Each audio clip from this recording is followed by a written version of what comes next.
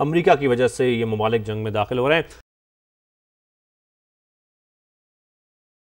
فیض رحمان صاحب، اب کیونکہ یہی بات ہو رہی ہے اور ایران کی جانب سے حملہ کیا گیا قطر اور عراق میں امریکی اڈوں پر، اور کیونکہ قطر کی سرزمین استعمال ہوئی ہے، پھر قطر کا یہ جواب بھی سامنے آنا کہ جوابی اقدام کا ہم حق رکھتے ہیں، تو پھر اب ہم یہ دیکھیں گے کہ یہ جنگ مزید پھیلتی جائے گی اور پھر امریکہ کا بھی یقینی طور پر اس کا بھرپور جواب آئے گا۔ تو پھیل چکی ہے، اور جو اسپیشلی جو قطر کا جو اس وقت رسپانس آیا ہے بڑا سخت، انہوں نے اسٹیٹمنٹ جاری کیا ہے، اور لگتا یہ ہے کہ وہ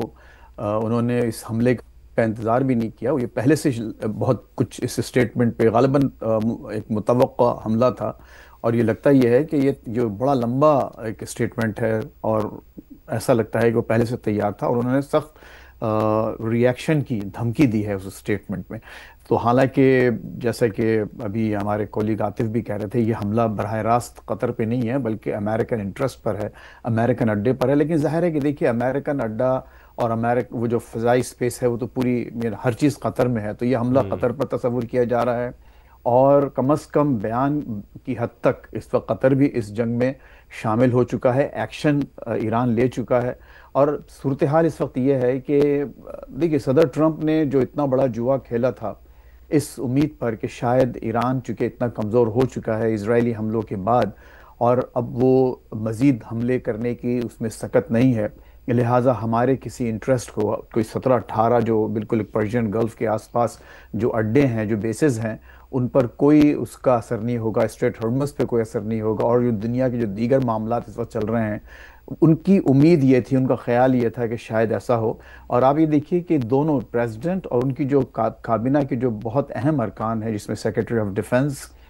پیٹ ہیکسٹ، پھر Marco Rubio secretary of state, اور وائس پریزیڈنٹ، ان تینوں نے جو یہاں اتوار کو جو ان کے مارننگ شوز ہوتے ہیں اس میں جا کر یہی کہا کہ ہماری طرف سے اب بات ختم ہو چکی ہے، اور ایران کو انہوں نے میسج دیا تھا کہ ٹھیک ہے، ہم نے آپ کے وہ 3 مقامات کو تباہ کر دیا ہے، اب اپنا ایٹمی مواد بھی وہاں سے لے گئے، پہلے سے اٹھا لیا تھا آپ نے، اب اس معاملے کو یہاں ختم سمجھیں امریکہ کی طرف سے۔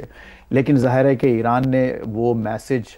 کو ایکسیپٹ نہیں کیا، اور اس کی امید بھی نہیں تھی، چونکہ جو بیانات مسلسل ایران کی طرف سے آ رہے تھے اس میں ہر وقت یہی کہا، یہ it's not a surprise actually, اس میں بار بار یہ کہا جا رہا تھا کہ ہم نہ صرف یہ کہ بھرپور اس کا جواب دیں گے بلکہ ایک بہت مہلک ایک اس کا ریٹیلیشن ہوگا۔ اور آپ دیکھ رہے ہیں کہ اس وقت قطر جو ایک چھوٹا سا ملک ہے، دوحہ چھوٹا سا شہر ہے، وہاں پر یہ مسلز داغے گئے ہیں، اور اس کے علاوہ ظاہر ہے کہ عراق پر بھی یہ کچھ ہوا ہے۔ اب دیکھنا یہ ہے کہ آئندہ اس وقت جو اس وقت ایز وی اسپیک صدر ٹرمپ صاحب اپنے اہم جو نیشنل سیکیورٹی کی جو ٹیم ہے ان کے ساتھ بیٹھے ہیں، بات ہو رہی ہے، کیا امریکہ اس کو اور ایسکیلیٹ کرے گا؟ کیا امریکہ، جیسے کہ خود ابھی صدر ٹرمپ نے جو کل ایک دوبارہ ٹویٹ کیا تھا، again as a bad cop, good cop ان کے ساتھی بنے ہوئے ہیں، وہ بیڈ کاپ انہوں نے کہا کہ ہم اب رجیم چینج کی طرف بھی جائیں گے، تو کیا اس واقعے کو، اس حملے کو بنیاد بنا کر امریکہ کوئی اب ایسا ایکشن لے گا کہ جس سے کہ وہ باقاعدہ وہاں اس حکومت کو ڈسلوج کریں گے؟ دیکھیے اس میں ڈسلوج کرنے میں، کولیپس کرنے میں اور رجیم چینج کرنے میں بڑا فرق ہے، اور ہمارے ناظرین کو یہ بات سمجھنا چاہیے کہ رجیم کولیپس ہونا یا ڈسلوج ہونا وہ ایسا ہے کہ باہر سے بمباری کر کے اس کو اتنا انسیف کر دیں گے کہ ان کی قیادت کو کہیں چھپ کے یا تو پناہ لینا پڑے گی، یا وہ پورا جو ایڈمنسٹریشن ہے وہ کولیپس ہو جائے گا۔ رجیم چینج کے لیے امریکہ کو یا امریکہ کے جو اتحادی ہیں ان کو باقاعدہ بوٹس آن دا گراؤنڈ، باقاعدہ اپنی فوجیں اندر داخل کرنا ہوں گی، اور رجیم چینج کا جتنا بھی ایکسپیرینس ہے امریکہ کا وہ انتہائی ناکارہ اور انتہائی ناکام رہا ہے تھرو آؤٹ دی ہسٹری، جس میں کہ آپ کا جو بہت موسٹ ریسنٹ آپ نے دیکھا کہ جو افغانستان میں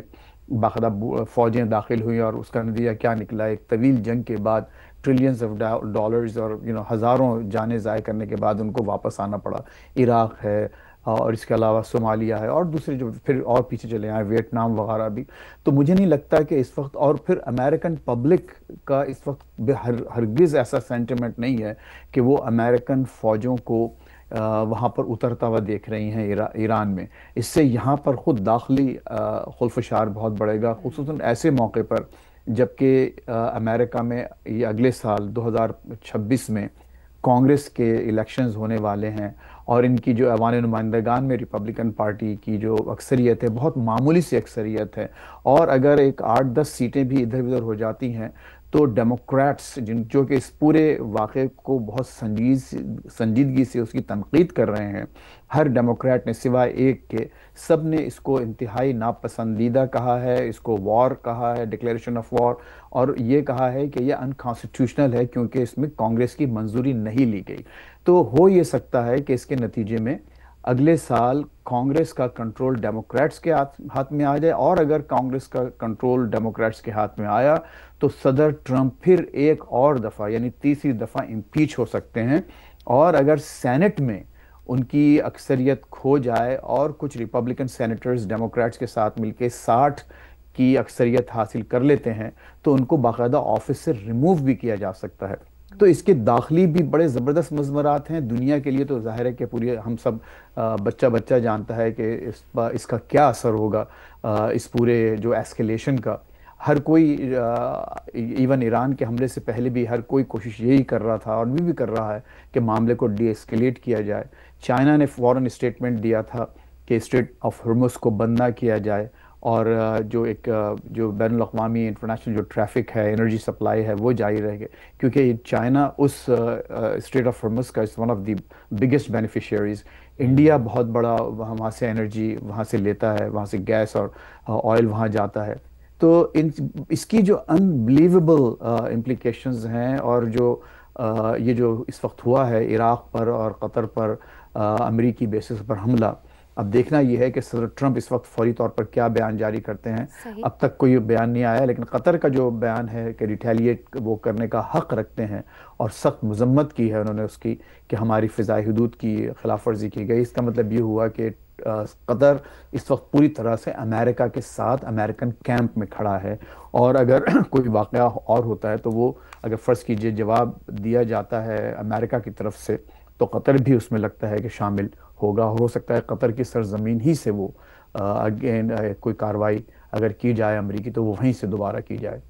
وہ ایک جنگ میں شامل ہو رہے ہیں جیسا کہ اس سے پہلے عراق مشرق وسطی جنگ میں ہوا تھا۔